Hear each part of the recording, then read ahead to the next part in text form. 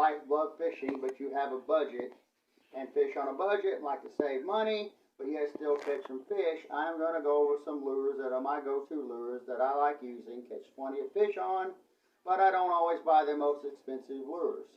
And I save a lot of money and still catch a lot of fish. First, we are going to start with the spinner. I buy my spinners for $1.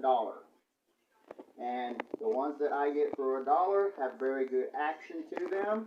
They spin through the water good. I catch plenty of fish. And after several long period of time, I've had them up to a year or two. And the spinner is one I use quite a bit. They last. They do good. And if you catch them on a log, you're out $1 versus the $5, $6 of the more expensive ones. And if you're on a budget, that is really, really helpful.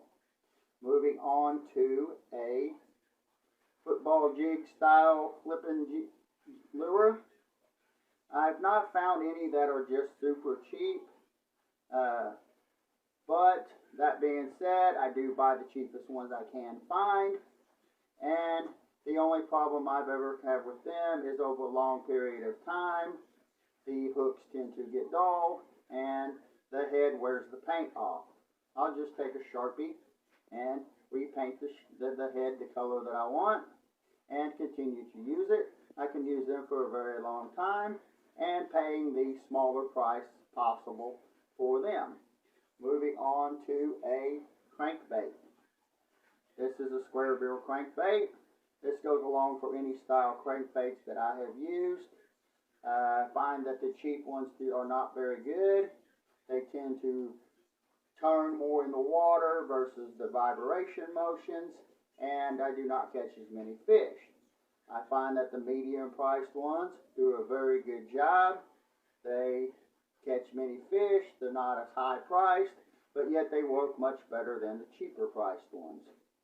Moving on to the top water jig, the Whopper Popper style bait.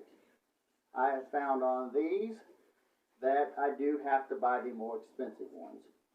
I have bought cheap ones, which come in the plastic, versus more expensive, usually come in your box.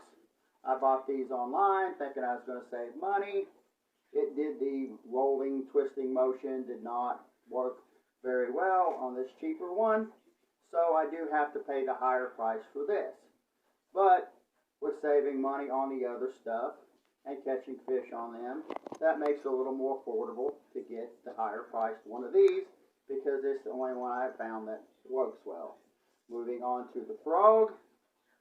I do not throw frogs a whole lot, but I like to have them in my tackle box because there is times where they do work really well, or you're in a real mossy, grassy area. And so I found with the cheaper frogs, if you're going to throw a frog a lot and you're a frog thrower, you're probably better off to get the medium to high range, not the cheap ones. The plastics will rip and tear eventually, and your hooks get very dull. I do not throw a frog enough that when I buy the cheaper ones, I catch plenty of fish, and they last me a long time. So I am saving money on the cheaper one and catching plenty of fish. On a jerkbait, I found on these, the medium range price ones are better. You get into the cheaper ones, you don't get the motion that you like, they don't cast as well, and you're not worth saving the money. But I find that the medium priced ones catch plenty of fish, feel like they have plenty of action, so you're saving a little bit of money if you're on a budget. And the old chatterbait. This is one of my favorite go-to. I've caught many, many fish on these. I did at one time buy one online, thinking I was going to save money. It was not the Z-Man original chatterbait, and it did not do very well. So therefore, I have to go to the more expensive on this one to get the action that I want and to catch the fish. And then again, as we talked before, when you're saving money on all the other lures, that allows you to be able to buy the lures that you have to buy, the more expensive ones, to get a very good price. Moving on to rod and reels. This is a Durango rod made by Shakespeare, and the reel is a Durango Shakespeare reel. I have used these for many years since since I was a young kid. They last a very long time if they were all taken care of, and they are in the cheaper range. And I've had very good luck with them. I hope you've learned something on maybe how to save a little bit of money and still catch some fish. Please